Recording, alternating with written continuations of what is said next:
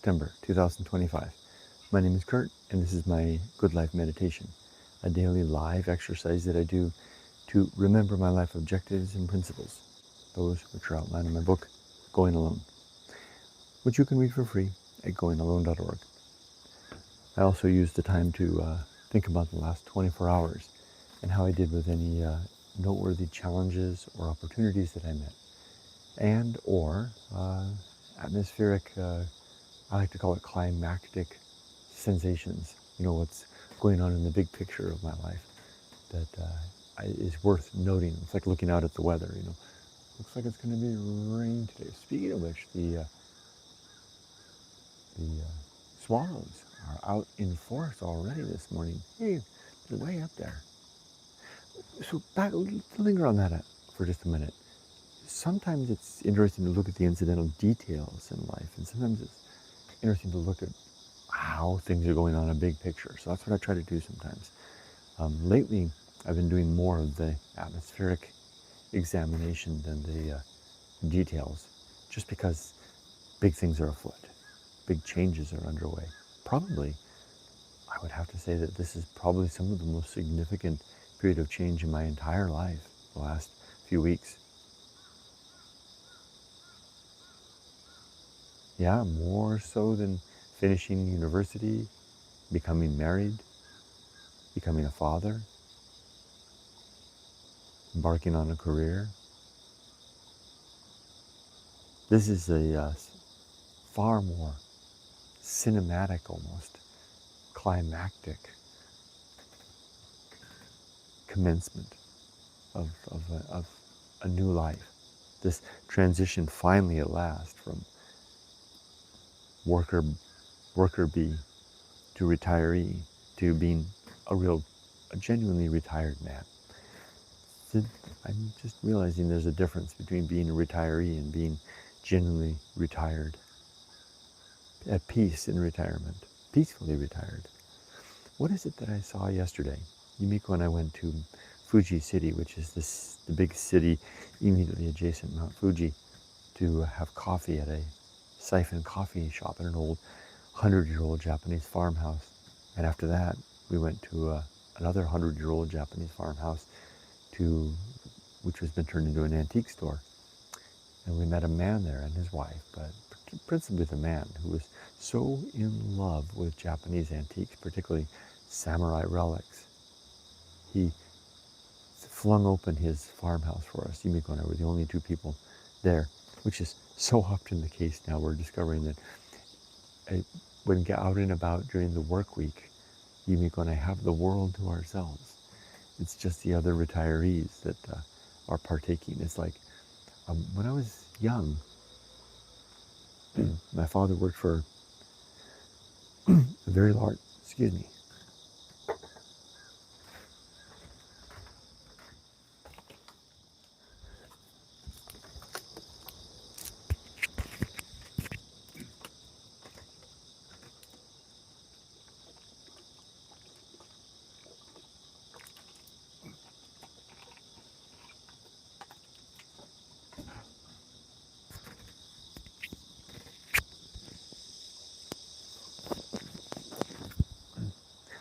sometimes you just need a big swig of water.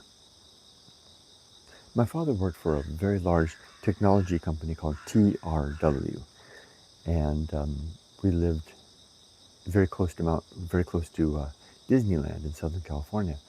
And every year, to show gratitude to its employees, TRW would rent Disneyland for a full day.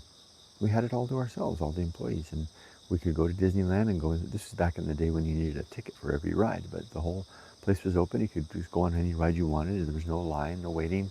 Get on the Matterhorn and then go zip across the park. My brother and I would run across the park and get on the Haunted Cat Mansion, and then run across the park to the Pirates of the Caribbean. It was amazing, quite an experience. Being retired, especially with my wife, engaged with her, going out and about in the community. The reason I say with Yumiko is because when I'm with her, I tend to do stuff that's more engaged with the community. When I'm with me, I tend to go walk in the mountains, where I always have it to myself mostly. But anyway, when we do things like coffee shops and antique stores and even going shopping at the mall during the week, we largely have these places to ourselves because everyone else, families and employees and students, are all doing their family, employee, student thing. Yesterday then, when we went to the antique store, the 70-something retired man that ran the place, we were the only two people there besides him. He flung open the place and he gave us the grand tour up into the attic, out into the backyard, around to the shed in the back where he kept stuff. He was showing off his collection, his passion. And I'm bringing this up by way of mentioning that he's on that other side. From you become a retiree is when you stop working and you wake up the next day and there's no job to go to. I'm going to label that a retiree. I don't know a good term yet to describe a person who has settled into their life as in retirement. There's a couple of you here that are regulars that I would probably list in that category.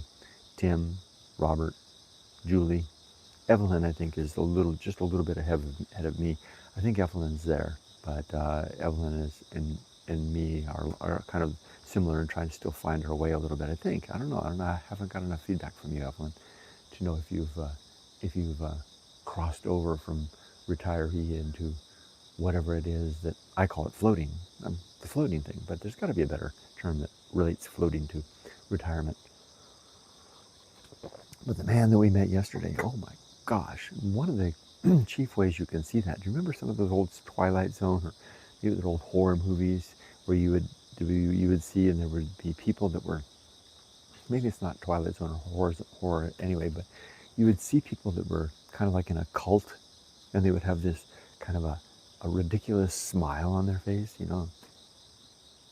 Hello, friend. Welcome. We're glad you're here. You know, it's a kind of a caricature that gets applied to people who have, you know, drank the Kool-Aid, so to speak, of whatever it is, right? And they're on the other side of that thing and they want to lure you in.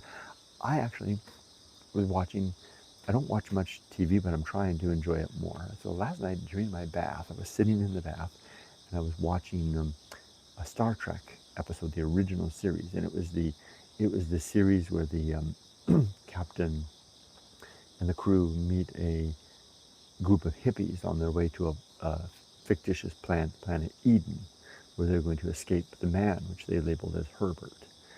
And they dress like hippies. This is all, of course, set in the 60s. And they try to, Captain Kirk won't take them there.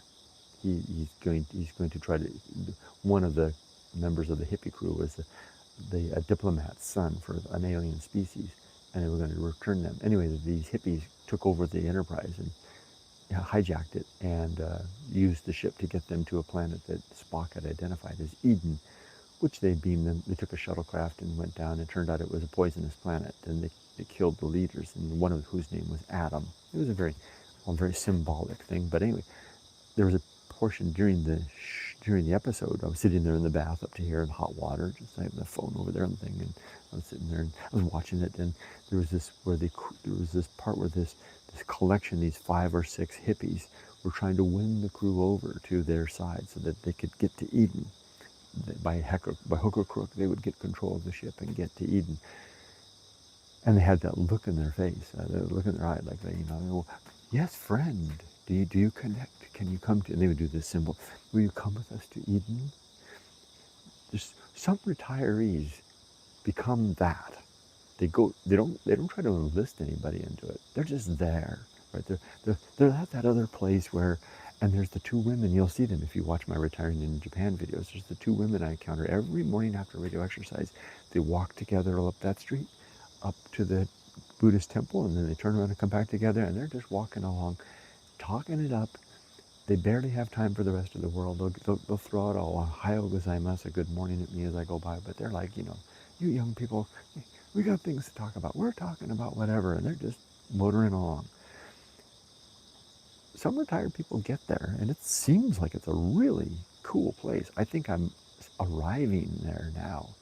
The person that I'm sharing it with is my wife, who's already there before me. With that, I got started talking about the fact that in this video I usually go over incidents along the course of the day or the great atmospheric changes that are happening. And this huge, enormous atmospheric change is underway where I'm crossing over 8 months in, I believe, from being a mere retiree, one who is on paper free, to someone who has embraced that freedom, has settled into it, not by force, but by nature of readiness and acceptance and acclamation and a sense of being earned. I think that's one of the things that happens with some retirees is that Tim, if he's there, and I hope you don't mind I'm talking about a couple of you, but you've shared enough of your stories with me that they have entered the fabric of my thinking. So Tim over in the UK has described that early retirement, the early months of retirement were attended by a sense of guilt, a guilt perhaps of not being productive, of perhaps leaving others to do the work that he once did so ably, guilt of a various sort. Maybe that's also a characteristic of getting over the other side, is to get over that guilt. And maybe the best way to get over that guilt, the best way to assuage the guilt of being free, is by having done our fair share for a long and considered time, a long and considerable amount of time. Maybe the sense of peace that can come to a retiree in their mid-70s, like I met yesterday with the samurai collector, the antique guy I was telling you about that showed us around the house, that had this smile. He had that smile that you see on some retirees. It's like someone etched it in. Maybe that he was a civil servant, he told us, here in Japan, which is a very, respected position. Getting a job working in the government in Japan is like, it's just like you're like a priest or something like that. I mean, it's like everybody respects you. They think the world of you for doing that. It's a very good position. So maybe after a long, fulfilling career at that, or maybe being a school teacher, or I'm thinking of a few other jobs that are very, very well respected here in Japan. Japan. All jobs receive that level of respect, as long as they were done honestly and earnestly and virtuously. Everything. Farmer, doctor, plumber, roadside worker. Every position ends with san, which is an honorific to mean, Mr. or Ms., but it's more than that. San kind of bestows some honor that's not quite, we don't have a way to characterize it the same way in English. Untenshu-san, Mr. Driver, sensei, which is its own thing, teacher, one who's gone before. Getting back to the thing, maybe that deep satisfaction that I saw yesterday with the samurai relics collector, as I'm calling him, the man that had the old house with the antiques, that gave Yumiko and I the grand tour up to the attic to see his collection of samurai armor and relics that he's picked up from old houses, all around Fuji City near Mount Fuji. This stuff belongs in a museum, but it's in his attic. He had his house earthquake-proof. There's a giant hornet right there. He had his house earthquake-proofed to ensure that it doesn't fall in on everything in the big earthquake. Anyway, I'll bet you that nobody who won the lottery at age 27 could have quite that peace. The peace that comes of a long and rich, fulfilling career, doing something hard and difficult for the common good. So maybe then, that peace that I'm seeing people move through, they retire, they become retirees, and if they're lucky, they float. If they're not lucky, they sink. If they float, they pass over into whatever that is. And they fulfilled their career, maybe raised a family, maybe did their civil duty, social duty, familial duty, filial duty, they've earned a depth of satisfaction and smile that can't easily be etched or worn away by mere age or disease or debilitation or death or reflection even, or regret. Yesterday I did something interesting. This happens about once a month now. People that watch these videos reach out to me and they say, I'd like to meet you. I'd like to have a phone call with you. And I'm always game. And I either, if they're coming through Japan, I'll tell them, well, get off the bullet train in Shizuoka City, tell me when you'll be here, and I'll meet you where you come out of the turnstile. There's a coffee shop right over here. Let's go have a coffee together. And we do that. If they're not coming to Japan and they want to meet me, well, then I'm on WhatsApp, and I give them my WhatsApp number, and I arrange a time, and I sit here or I sit over there and we talk. And I sat and talked yesterday for several hours with a couple in their mid-40s. I won't give their details out any further than that, and who have reached the breaking point with stress in their careers, professionals that they both are, and are moving into their dream phase. And part of my mind was saying that, and I didn't say it very loudly, because I've mostly learned that people mostly are going to do what they're going to do.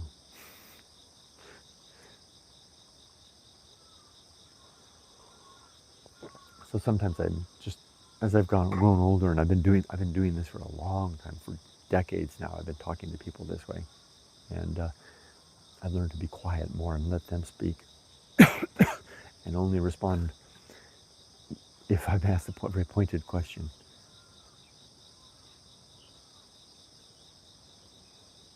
But I couldn't help but ask them about their plans to be ready to be my age. They're 15 years out from my age, and it'll be here before they know it. They're about to take some risks, big risks. And fortunately, they don't have kids to support, so that risk, they can do that risk. They're at leisure to take that risk at this point in their life. But are they thinking about being ready to be 60, in their 60s? Now I'm also thinking, it's not just a matter of being financially prepared to retire.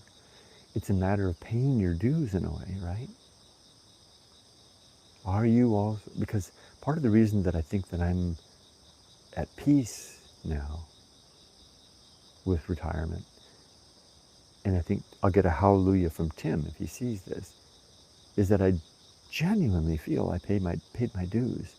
And not just a matter of showing up, but I showed up every day of my career and gave it everything that I possibly could, to the point that it was breaking me. I squeezed 110%. Every dollar I earned, I made sure that my employer was earning more than $1 worth of return, much more than that. So they were having me around was very worthwhile. And not just for the remuneration of money from my employer, but also for the rumination of, for the achievement of value, getting good value out of me, especially when I became a government employee. And I was working towards the common well-being of the community. That was very satisfying. So I guess that I would say that, this peace that seems to exist on this other side, that is one that isn't achieved just by cashing out. I don't think a 25-year-old who won the lottery or who became a rock star and had more money than they needed to know with and could then retire could possibly enjoy freedom like this. I don't see how it's possible. They look around at their peers striving to build the better city, the better life, the better community. And a little voice would be saying inside of them, what am I doing towards those ends? But someone my age, who's done all of that stuff, can look back and say, job well done. My time at the coalface is done. These muscles are not strong. This brain is not as nimble or fast or succinct or capable. I'm going to retreat away to my safe, comfortable little place in the corner of life and endeavor to enjoy a sip of coffee on a Wednesday morning, oblivious to the time, not caring about the time, moving forward deliberately into the day towards the continued utilization of good time for good ends, but not like I did before. I've completed that role. Talk about climactic atmospheric situations, and I haven't even read my notes from yesterday. I'll keep it brief. Then I have 3 notes from yesterday. One is slow, careful, and in parentheses, and good driving. I drove all the way to Fuji City, by the way, which is about 40-50 minutes away. And I was very careful the whole way.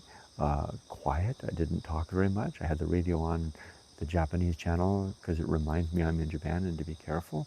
I kept my eyes on the road. I saw interesting things to the side and I didn't stare at them. I kept my eyes on the road and I was at peace because I was driving my age.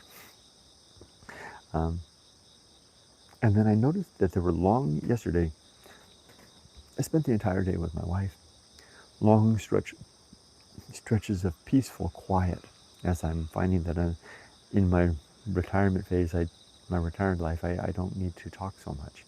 I don't need to fill the vacuous space with busy work, which sometimes talking provided that busy filler. The same type of filler that I loathe in the form of hobbies.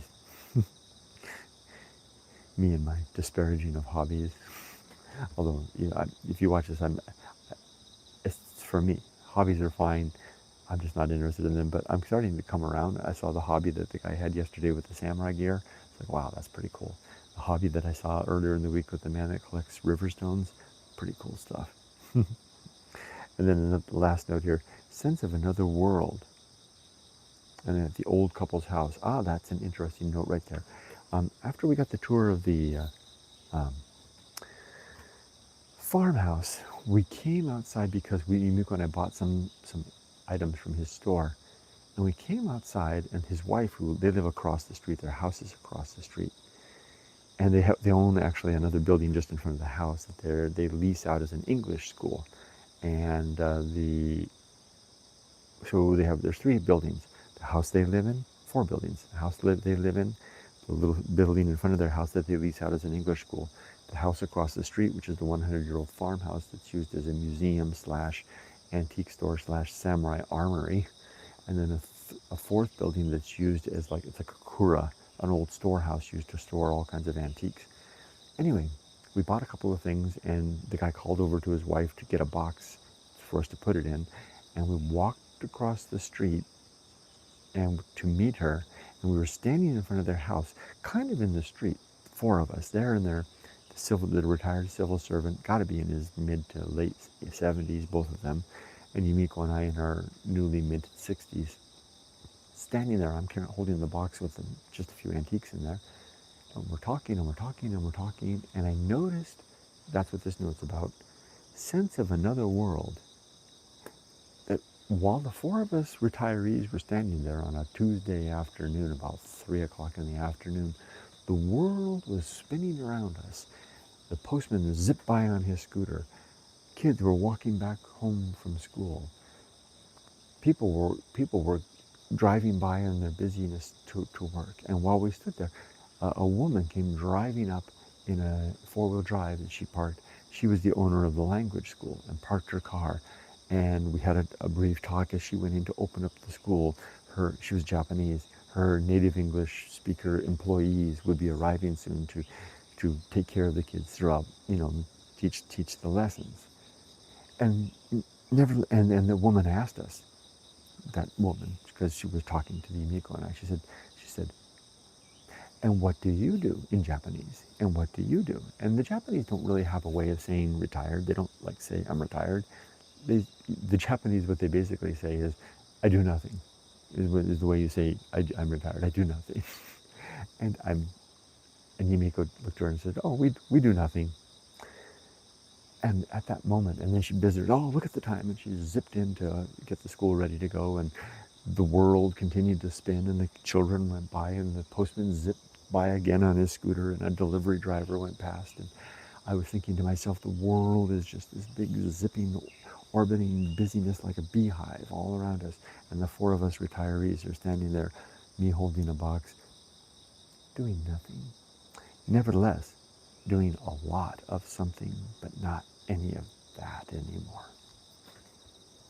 Okay, I think I've covered enough of the last 24 hours.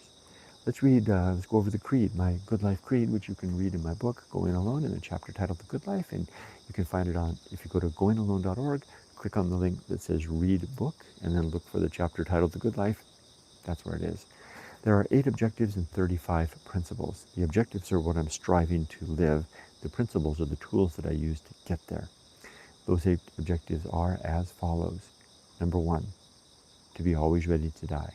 To have my affairs, my relationships, and my life's work in order at all times. Number 2, to make good and effective use of my time, to not waste my days, which is the seat and the root of my antipathy to hobbies. Because for me, there's another giant hornet. For me, hobbies are not a good use of my time. And I know why, if you're ever wondering why. It's because I'm incapable of thinking and engaging in a hobby at the same time. I can't like knit and think at the same time. I couldn't do a model and think at the same time. I couldn't do stamp collecting and think at the same time. And I guess my hobby is thinking. So I don't want to do anything that distracts me from my thoughts.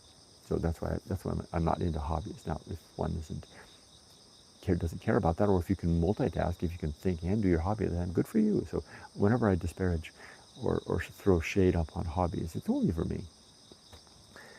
So number 2 is the good use of time, not hobbies.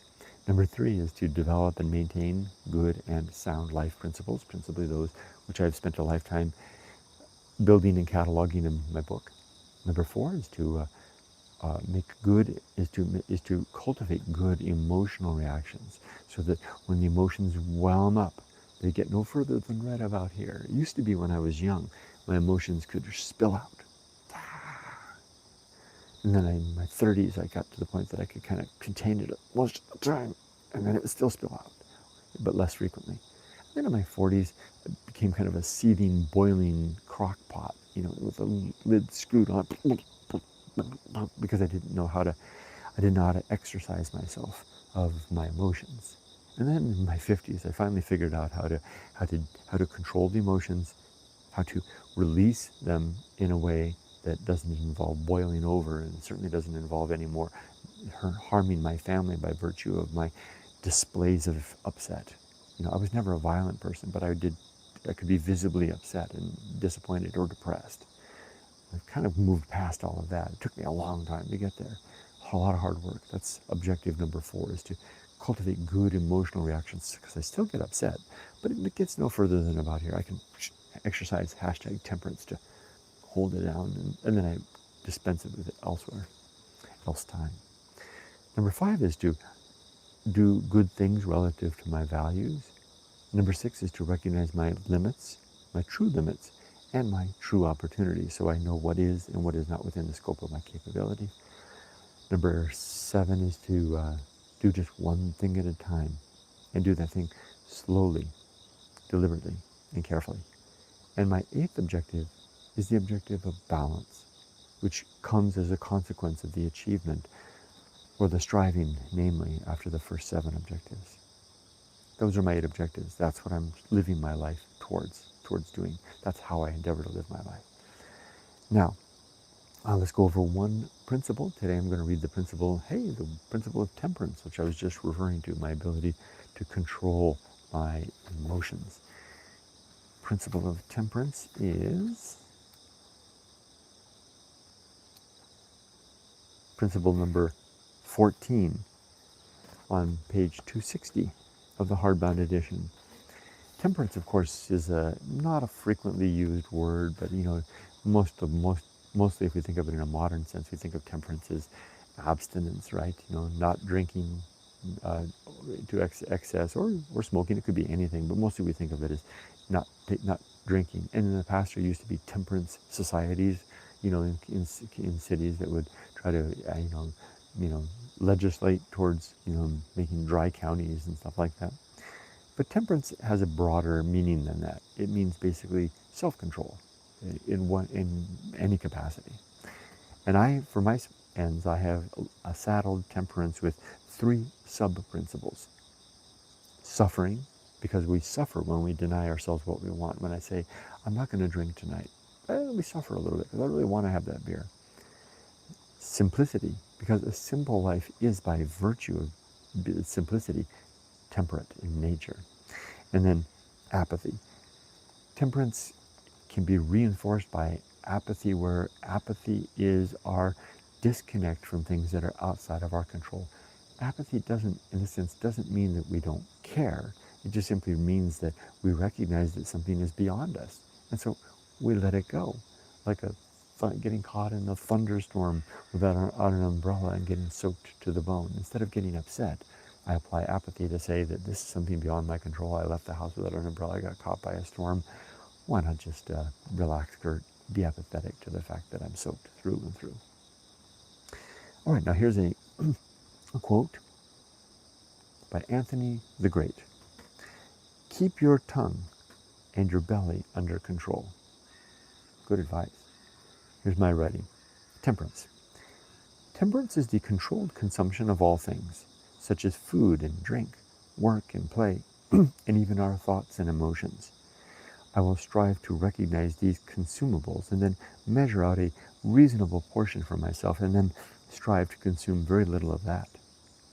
Such worthy living naturally entails some suffering when we deny ourselves our wants, though a simple life makes this easier when the denial becomes part and parcel of our habits and conditioned responses. I will then apply apathy towards the intemperance of others, as well as inward as well as outward. I will then apply apathy towards the intemperance of others, as well as any personal misadventure which is beyond my control. I will recognize my own excess and that of my peers, and then use apathetic indifference as a buffer to prevent my consumption of the Feast of Offal, which is another principle number 18. Let me make sure it is actually 18 still. I'm proofreading the book. Yeah, it still is. Good. Phew. The Feast of Offal is what happens when the emotions rise and we fail to temper their release, and it comes out. Thus is the Feast of Offal, quite a messy affair that I try to avoid. Now, I forgot to check the time. Let's go into reading comments now. A quick check of the temperature and humidity. It's 25 degrees. We're it's about 6 o'clock, just past 6 o'clock right now, and here in Japan, and 82% humidity. Wow, it's just leaving the green zone in temperature, and quite high in the humidity side. But I think today's going to be a little nicer than the last couple of days. I think there's a chance of rain, and it's going to be a bit cooler. Let's read comments. Hello, Michael Littlejohns. Hello, Francesco Zanetti. Hello, Erica is growing. Cheers to another great day. Thank you, Erica. Cheers to you. Hello, Okayama Ray. 25 degrees and 88%. So you and I are the same temperature, and I'm just a little less humid than you. And yet it doesn't feel warm. Must be acclimating already. There's Tim. Good morning, Tim. Weather check in the UK at 9:35 p.m. is 16.3 C and 82%. So kind of a little cool, and that's pretty nice actually. A little on the cool side, right? Must feel actually really good. I wonder if it's still raining there. Did you get a chance to jog today? Julie BBB. Hello, Julie. Hi, I just popped in to let you know one of the YouTube live streams I follow is currently showing a large eruption in Hawaii. That is very beautiful. If that is something you are interested in. I am interested in. That sounds very beautiful. Maybe I'll check that out. Thank you for letting me know, Julie. It's on a small channel run by a local couple called Private Volcano Tours. Wow. There's Evelyn.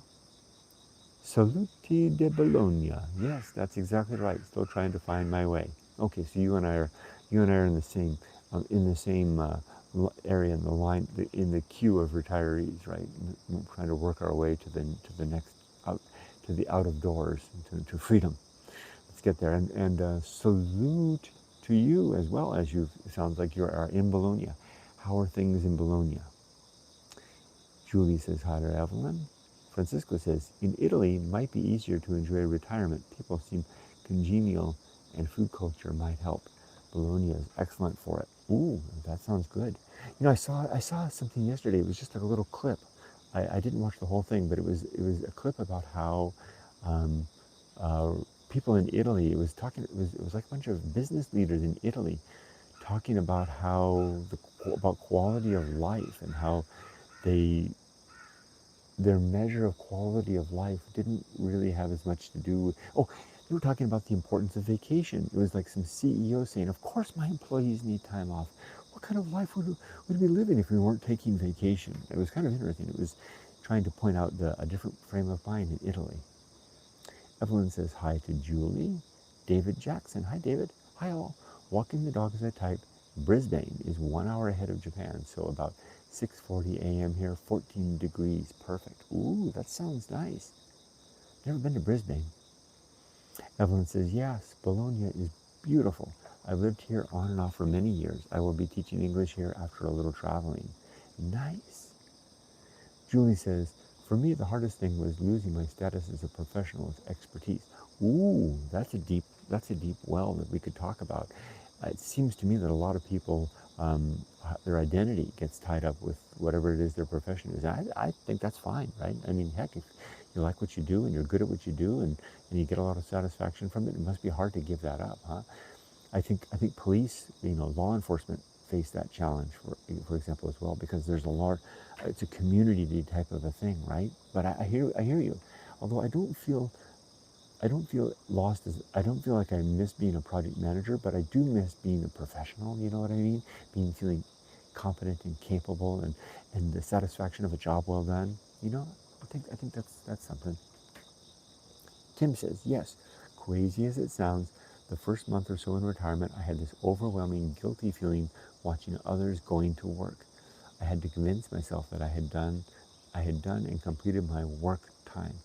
Tim, would you feel that way if, for example, you had, a lot of stock options in a company at age 40, and you cashed out at 40, you know, you know, I wonder, and this is not, I don't know the answer, but I'm wondering if either of us, or Julie, or any of us, or Evelyn, or Robert, or any of us would feel as satisfied retiring, cashing out at a much earlier age, before we felt we'd done our due time. You know what I mean? Like leaving others. I like to say that this image of the coal face, like in the coal mine, leaving others to hammer away at the coal.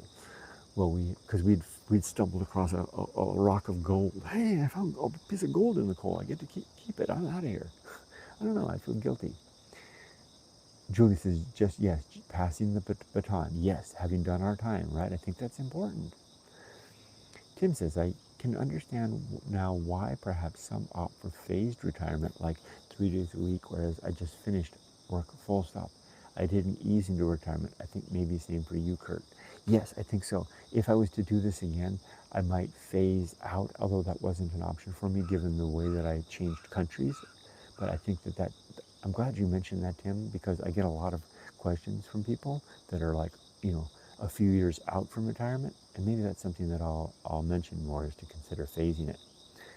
I wish my brother would do that. I don't think he's pulling the plug, and I don't know that he's ready.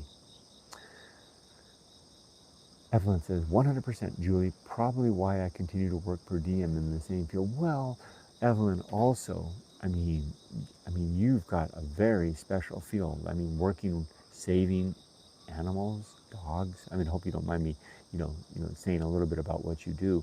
I mean, there's there's kind of like, there's kind of like something really next level in terms of satisfaction and feeling a lot of fulfillment, right, in what you do. So, I mean, I felt fulfilled as a project manager, but rescuing dogs, I mean, that's, that's, that's like, I used to work with caseworkers. You might find this interesting, Evelyn. I used to work with social service caseworkers, and particularly the ones that worked with Children's Protective Service. When I was working as a project manager, I would do projects for Child Protective Services in Riverside County, California. And I would get to work with these caseworkers, social workers that basically rescued children out of horrible situations. And a lot of these women, mostly women, would not retire. They would just go on working. They were they could retire like really, really well, good retirement pensions, but they would just carry on working. And I think it's because they felt they had a mission, and nobody else could do the mission. No one else could show up at a scene where children were in danger, and who had the contacts, knew the police force, who to talk to in the police force, who to call at the foster care homes, where to go to find resources, or had enough patience to sit with the children through the night. Oh my gosh, it's going to break me up. When the police had pulled two children out of a dangerous home and handed them over to a social worker, and there were no beds in any foster homes that night, and the social worker would take them back to their office at the Department of Social Services and have cots in her office and sit there all night with the children who had no place to go. And they would think, I'm not going to give this responsibility to anybody that's not going to take it as seriously as me. Those women would never retire. They would just carry on into their old age. I mean, that's like next level. I mean, who can stop that? I mean, they're on a mission, right? And boy, those women love their work. And boy, those were success. Every project that I did for them went really well because they were stakeholders that really cared.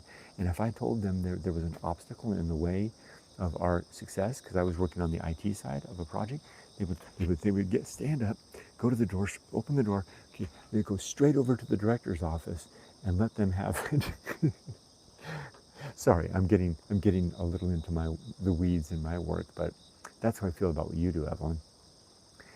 Tim says, instant freedom that you're not ready for. Bingo. What is it they say?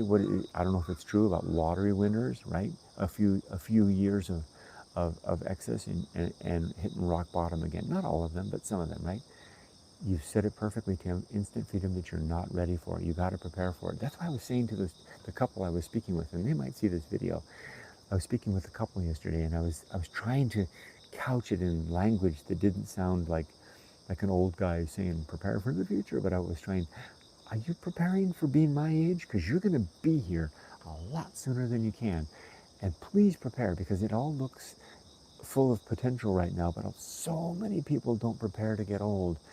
And they're not ready, and they wish they could be, and they're like, and the couple I was talking to, and I hope they don't mind me talking a little bit. They said one of the things they said to me was, we're going to be doing stuff that we really like to do. And I was like, your mind might want to do that, but your body might have other ideas. What happens if you can't do it anymore? And they're a really smart couple, and I'm glad that hopefully I put a seed of consideration in their minds that will then grow and will cause them to prepare to get old. I had a really nice talk. Like I said, I talked to them for almost 2 hours. Okiyama Ray says, my biggest regret is not providing more shareholder value, said none of you retirees. Don't feel guilty or sad for anything. True point. Excellent point, Ray. Erica says. Julie says, Evelyn, I finally lost interest in how other people thought about me, so that was when that feeling disappeared. That's another characteristic of retirees, isn't it? Really not giving a damn about what others think anymore, especially young people who don't know their ass from a hole in the ground. Us old people, doesn't it seem that way sometimes? You start looking back at those young people and you're like, man, you guys have so much to work out, and it doesn't do any good for me to say it to you, because you can't teach wisdom. You've got to learn it on your own. It's like, I'm going back to my tea. I feel guilty feeling that way sometimes, but I do. Tim says, when the guilt of finishing work surfaced, then I said to myself, hang on, after 42 years, I deserve this. That those preceding me will one day be in the same shoes of retirement. Tim, another way that I describe what you just said is I tell people that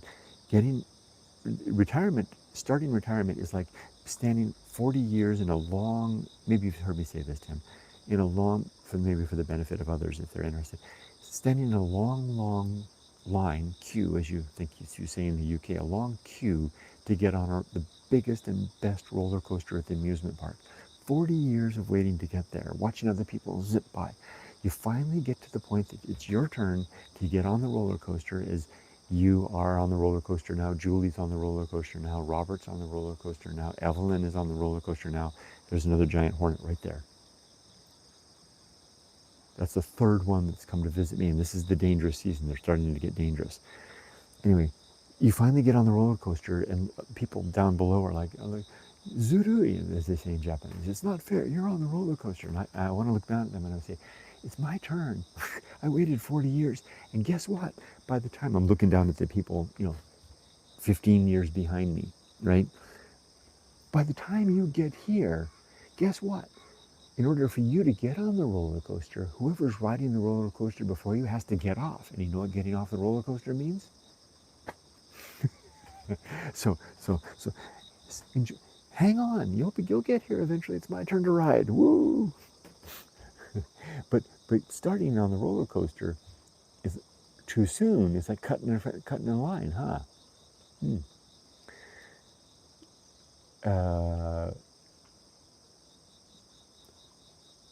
I think I'm gonna repeat a little bit of what Tim said. Oh, wait. Oh, I missed a lot here.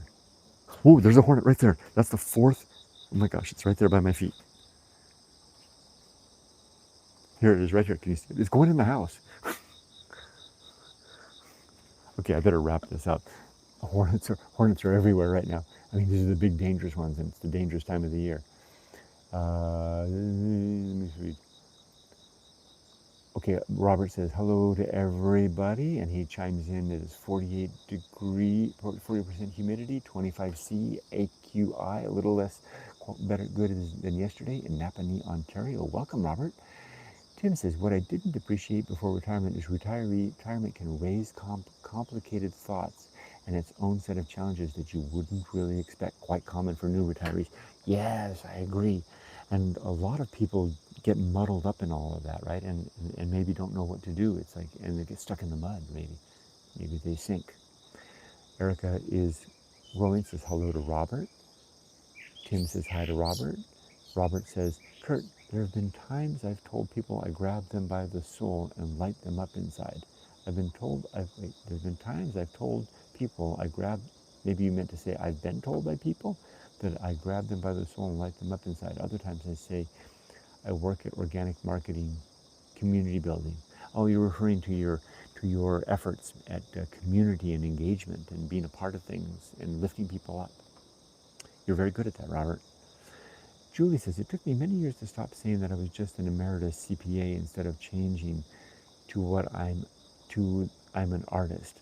Oh, how interesting. It's interesting that you were a CPA as well. That's another field where you can have a high level expertise that's kind of hard. You can hang your hat on, right? And then forget to take it off maybe when you retire. But it sounds like you've figured out how to do that. Now you're an artist. There's another hornet. Fifth one. Can I recommend, if you guys have a chance, there's a show. I'm watching, Miko and I are watching it right now with Pierce Brosnan. It's on Netflix. I think it's called, oh crap, I don't remember what it's called, but it's about a group of retirees in a retirement home solving murders. Anyway, it's really well written. I'm really enjoying it.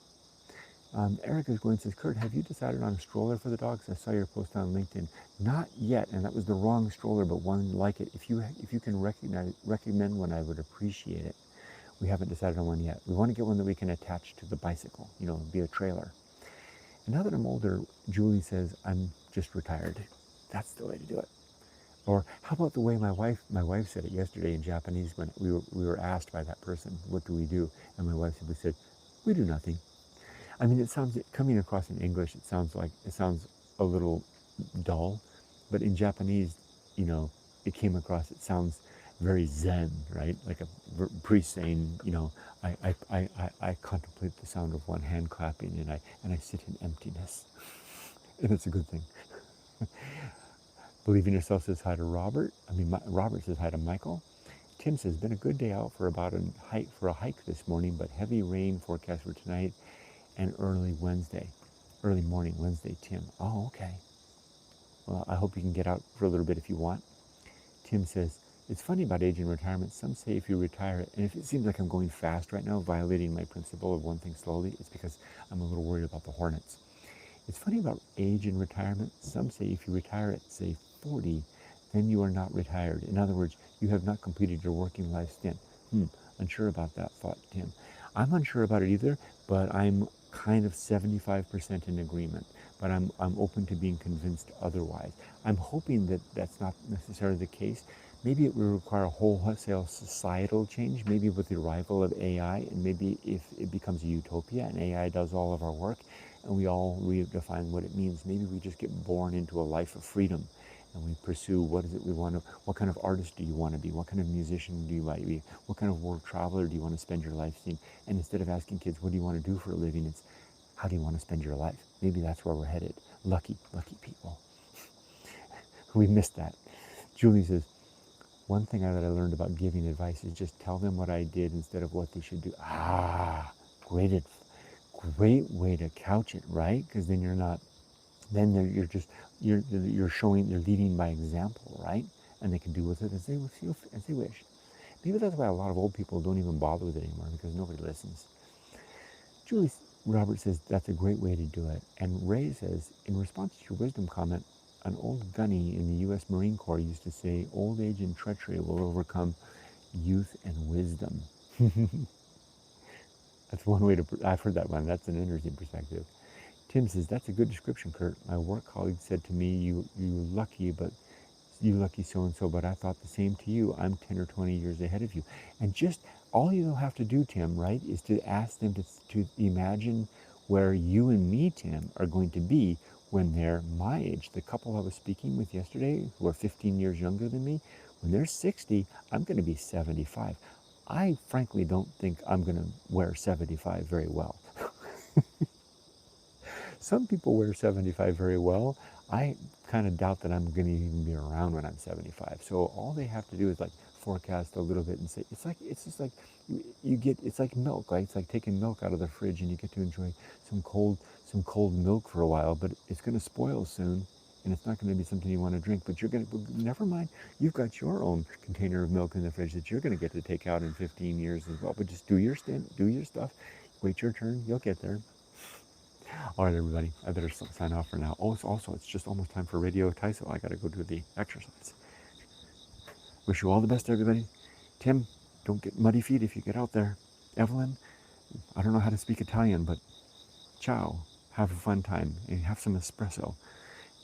Thank you, Tim. Have a great day. Watch out for the hornets. I will. I'm going to keep the screen closed today to keep the hornets out of the room. Thank you, Robert. Thank you, Julie. Thank you, Michael. There's all the people that I'm going to forget to name everybody. A lot of you this morning, and I'm grateful for it. Thank you for showing up. Thank you for joining me. This is very helpful interchange. Helps me to refine and improve my life greatly. Thank you so much, everybody. And then what I said before about people coming by and having coffee with me. If you ever find yourself in Japan, just drop me a line. I got a lot of free time. I'll meet you downtown Shizuoka. We'll have coffee. Okay. Take care, everybody. Be safe, but not too safe. Bye-bye.